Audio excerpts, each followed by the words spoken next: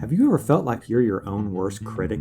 Do you read your own work and only think about why it's not good enough? Hey, co-authors. In this episode, we'll talk about identifying when your inner negative critic rears its ugly head and how to manage and overcome it. We'll talk about how to recognize the voice of self-doubt, manage it, and move forward with clarity and focus in your writing. By understanding and addressing your inner critic, we can create space for consistent, confident, and productive writing. So let's dive in. The hardest writing that I've ever done was for my dissertation. Now, don't get me wrong. I'm not saying it was hard because my dissertation was that great, but it was hard writing because I had two things going on at the same time. The first was I had this idea in my head that I needed to etch my name in the stars. I needed to write the best dissertation that's ever been written. I needed to answer some questions that no one had even asked. I felt like my dissertation needed to be this huge contribution to my area of study. So I had that going through my head, while at the same time, I would get back chapters from my advisor. They would be dripping red ink with questions and comments and corrections. And even though not all that feedback was about things that I was doing necessarily wrong or that I needed to improve, any feedback that I was getting, I felt like was a threat to this goal of me writing this perfect document. As my dissertation process unfolded, those two things only got worse. This need to be perfect and this feedback that was telling me I was not really made me feel worse and worse. I was going back over the feedback from my advisor and just thinking to myself, you're not going to finish this. You're not going to be able to finish this because your writing is not good enough to get you over the line. And all I would do was go back over the comments that I was getting, big or small, from my advisor, and just obsess about how those things were indicators that I was not good enough to finish this dissertation and to go on. Maybe you felt a little bit like that too. You too are in your thesis or your dissertation project and you feel like you don't really see an end in sight, or maybe you've been working on a research project or a grant for a long period of time and it just doesn't seem like it's going anywhere. But whatever it is, it just seems like there's this inner critic that rears its ugly head and constantly gives you this negative feedback and amplifies all the icky feelings that you have about writing and about whatever project that you're working on. If you've ever felt like that, it's an incredibly common experience. And what I want to do today is talk about how to identify where that inner critic comes from, why it can be so poisonous to our writing. It kind of gets us into this spiral where you don't get things done the way that you want to. You get the feedback that makes you feel bad, and then you feel even less inclined to work. And so you don't work, and then you feel even worse because now I'm not meeting my goals, and it really just starts to spiral out of control. So we need to identify that, intervene into that, and reframe that inner critic from being one that is negative self-talk and is sapping us of our joy of writing to one that is manageable and maybe even productive. That's what I want to talk about today. So let's dive in. Are you interested in mastering scholarly writing, developing productivity, and increasing impact, all while staying healthy? Then welcome to the Publishing Academic Research Podcast. Hi, my name is Dr. Kyle Reddick, and I'm a full professor at the University of Northern Iowa. I've written dozens of articles, books, chapters, and essays, as well as edited some of the top journals in my discipline. I meet so many scholars who have creative, innovative, and daring ideas, but can never seem to get those projects from proposals to print. I want you to get your work in the hands of people who will read it and appreciate it. So let's get into this week's big idea. I think that there are a lot of reasons why people have this inner critic. It's important for us to recognize where our inner critics come from in order for us to know what sort of strategies that we need to use to address them, because not everyone comes from the same background. And so as a result, not everyone's going to have the same solutions to their problems. So let's talk about a few of the reasons why you might be having these problems. First, there's a very good chance that you have cultural or childhood conditioning that is making you susceptible to negative self-talk. That might be that you come from a family culture or a cultural group that puts a special amount of emphasis on achievement. And so anytime that you do anything less than perfection, you feel like you're a failure. It might be that you have a childhood where maybe you had someone in your life that you grew up around, and anytime that you stepped out of line, anytime that you did anything wrong, you were punished for it in a way that was traumatic for you. And so as a result, you associate anything less than perfection as failure. And certainly that has been one of my struggles in my life. I remember growing up and hearing stories about my mom and dad and about the things that they had overcome and gone through in order for them to be successful in their lives. And those stories were oftentimes deployed as a way of saying, hey, look, you think that you have it hard. You don't really have it that hard. Whenever you're complaining, whenever something doesn't work out, you don't really have a right to feel bad about those things because life's not really that bad for you. You really need to just push through that and do better. Over the course of years, you kind of get to this place where you don't feel comfortable revealing to others that you're struggling, that you're feeling vulnerable, that you have failed, and that you might need coaching or you might need some advice on how to navigate that and move to a place of success. So as a result, whenever you do reach true hardship, whenever you reach a place that you don't feel like you know how to navigate, you might fall apart, you might stop growing, you might lash out in anger. All of those are pretty typical responses for someone who's going through a very stressful situation or experience, and you haven't developed those tools on how to navigate that experience, because anytime that you tried to complain or talk to your parents or guardians or anyone in your life about those things, they quickly shut it down because you don't have a right to complain about that stuff. So that's the first problem, is thinking to yourself, okay, do I come from a background that does not allow for mistakes? Do I come from a background where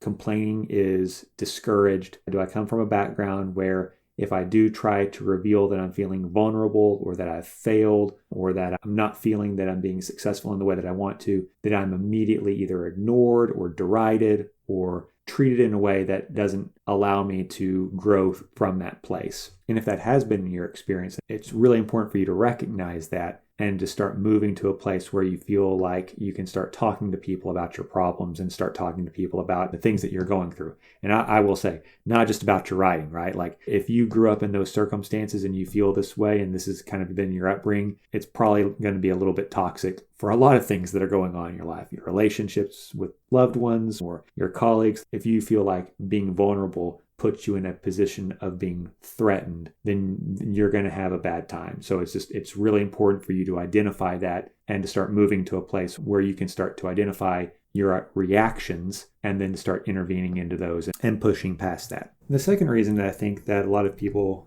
have this inner negative critic is because academia itself is not really a place that is conducive to supporting people and having good mental health. I want to be clear here, like academia is a fine place to work. You know, we're not out there doing things that put us really at a lot of physical risk or physical intensity. So it's important to recognize that a lot of people have a lot of struggles all over the world, that we don't have some sort of special claim to suffering, right? I think that what is sort of unique to academia is two things. One is the sort of mental stress that comes from being in a place where your worth really indexes to your ideas. And because those ideas are so personal, they are based on your interests, on your experiences, on who you are as a person, then it can feel like anything that threatens or diminishes the things that you're passionate about is really a threat to you and a threat to your entire concept of who you are as a person. And so the person who's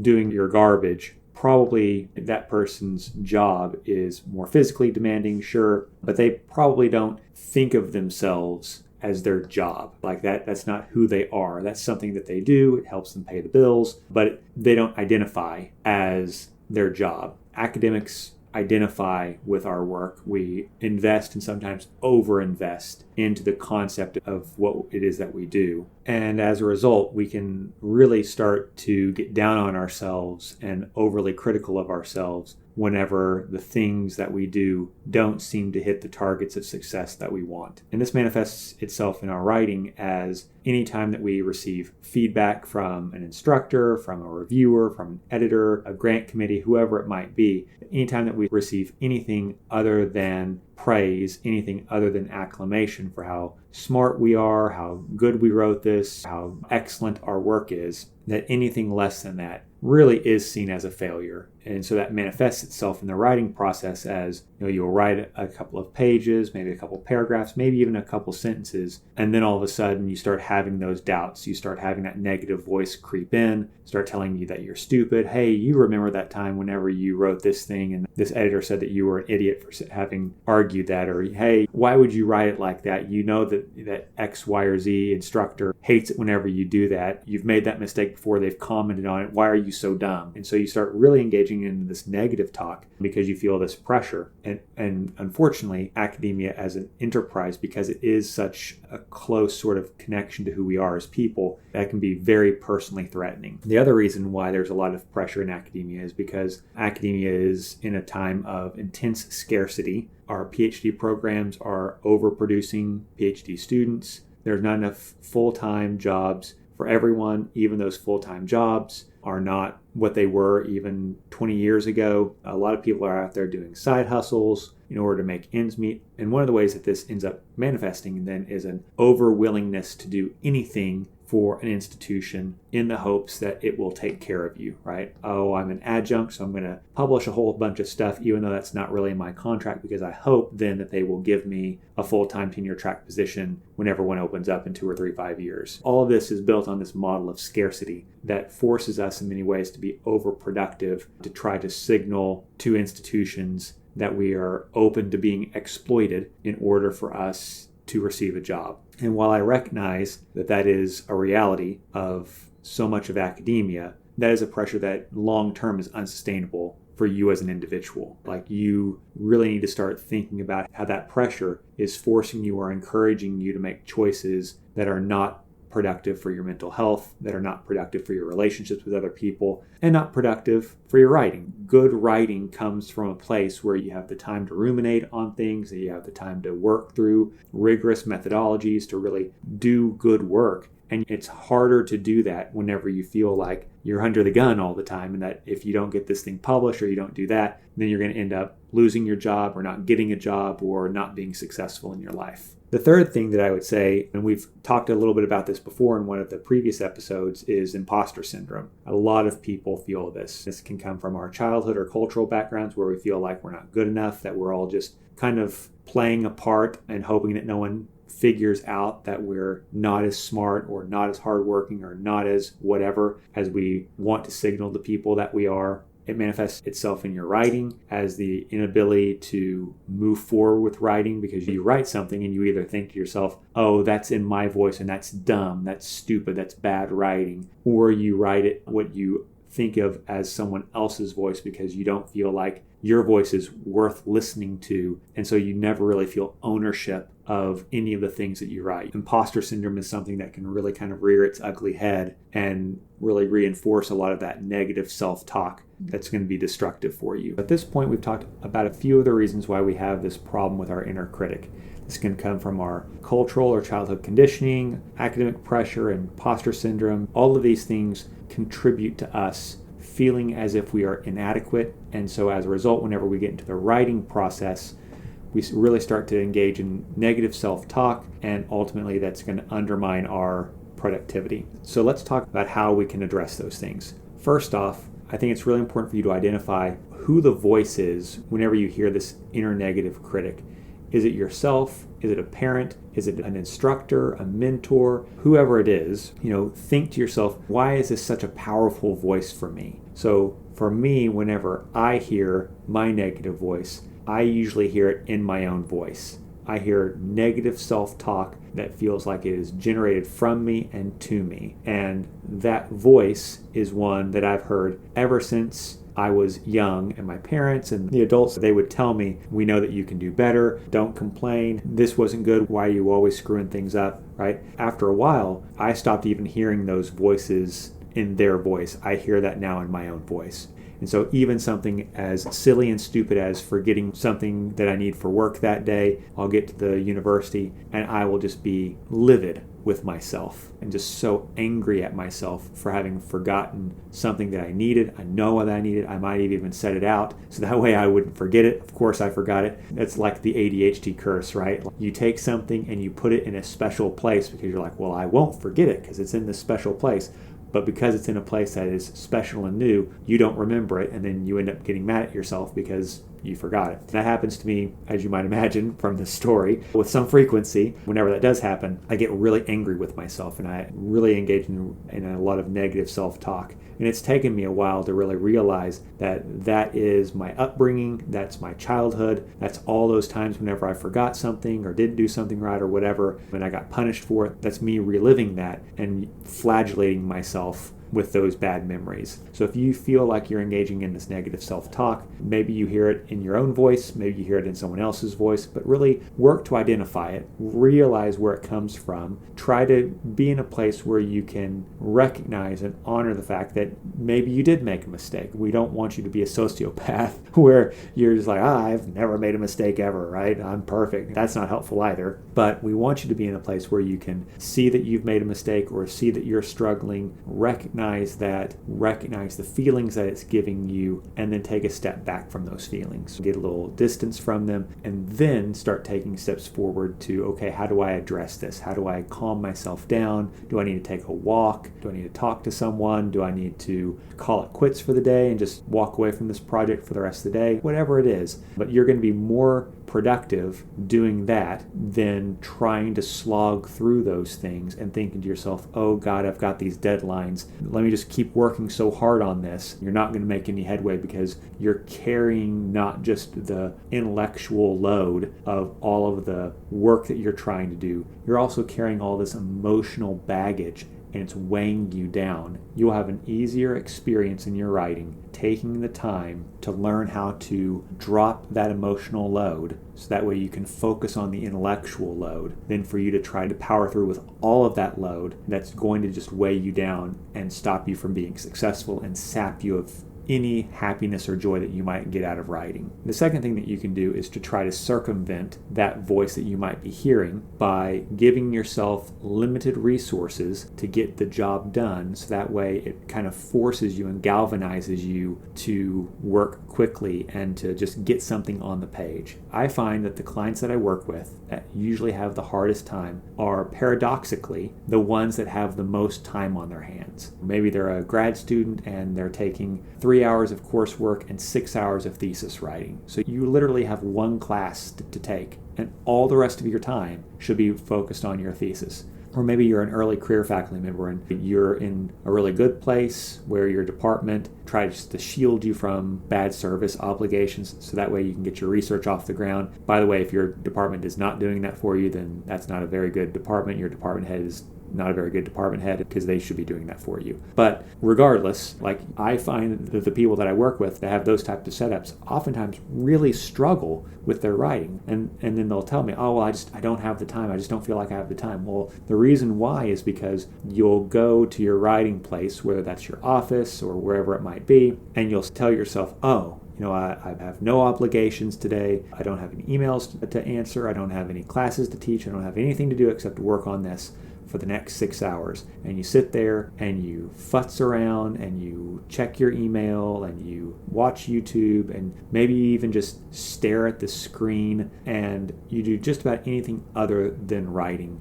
And the reason for that is because you've given yourself too much time and your mind is already stressed. You're already in this bad place, and so when confronted with the difficulty of thinking through this project, your mind wants to do literally anything else than to sit there and really work through your writing. And then whenever that happens, you get to the end of that 6 hours, you're like, oh man, I spent 6 hours here, but I really only got about 300 words written, and that's just not enough for how much time I spent here. Then the negative inner critic comes out, and it starts to make you feel bad because you didn't hit your goals. Man, I'm so stupid. I'm not good at this. So instead, give yourself limited resources. Tell yourself, I'm going to write for 30 minutes or 15 minutes or even 3 minutes, but no stops, no breaks, no nothing. I'm just going to sit down and write, and then write for that amount of time, and then give yourself a little reward. Give yourself a break, get up, stretch your legs, whatever you might need to do, and then do that again. And go back and forth between having this targeted small amount of limited resources to write and giving yourself a small break. If you do that, and especially if you challenge yourself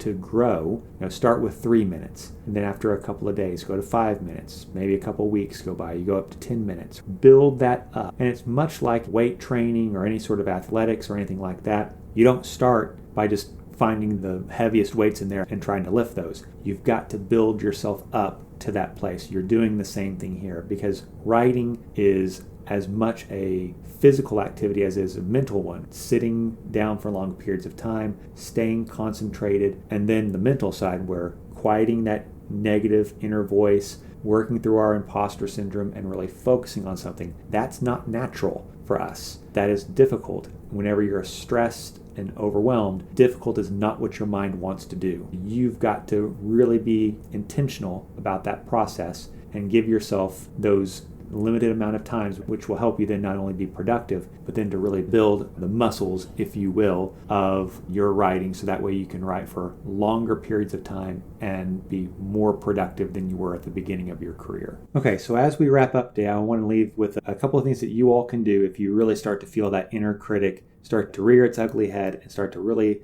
engage in some negative self-talk, and it really starts to get you feeling down and anxious and depressed about the things that you're going through. The first one is to look back at your old work. And there's two ways that you can do this. First, looking at your old work, read your stuff with a critical eye and think to yourself, what are all the things that you would have done different in the writing that you did now that you know better than what you did before? So looking at the writing that you've done before, feel free to notice all of the things that you would have done different, all the errors that you made. And instead of feeling shame about those things and going, oh man, here's something that I didn't do right. Can't believe that I wrote that. That was so dumb. Instead, think to yourself, wow, look at the way that I've grown. Now that I'm in this place in my life, I can see why that was a problem. I can see why that was an error. I can see what my instructor or mentor or advisor was trying to tell me. And now I know that whenever I write, I don't do that anymore. You can mark your progress and mark your success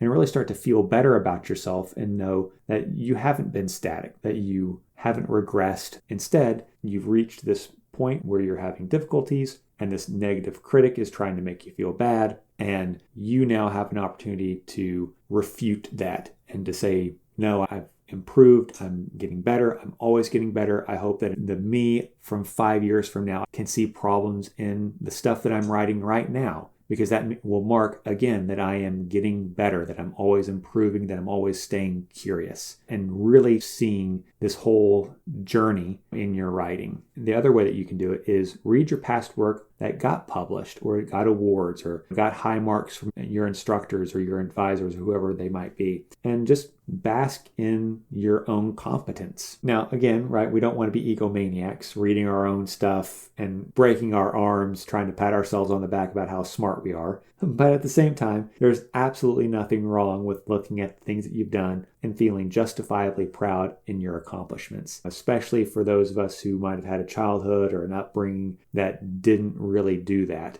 really always said that any success that you have is really just a stepping stone to the next success that you have, that you don't really celebrate success because the only reward for success is more work. That sort of ethic is going to make sure that you never really just sit and recognize the success that you've had, the people that are in your life that recognize that you're a talented and smart human being and that you're capable of doing great things, you've already done great things, and that you should feel good about that stuff. I also think that if you're writing a thesis or dissertation right now, that the most important thing to recognize is that your thesis or dissertation is an important document. It is a mark of your accomplishment, and it's definitely a time, maybe the first time in your life, that you've really been intellectually challenged, that you've really felt like there might be a chance for you to not succeed. And so if you have that ethic and you couple it with this idea of the product of my thesis or my dissertation, that thing has to be perfect or excellent, whatever it might be. This is the sort of crowning achievement in my life. It's important for you to recognize that while it is up until this point a crowning achievement in your life, there's a very good chance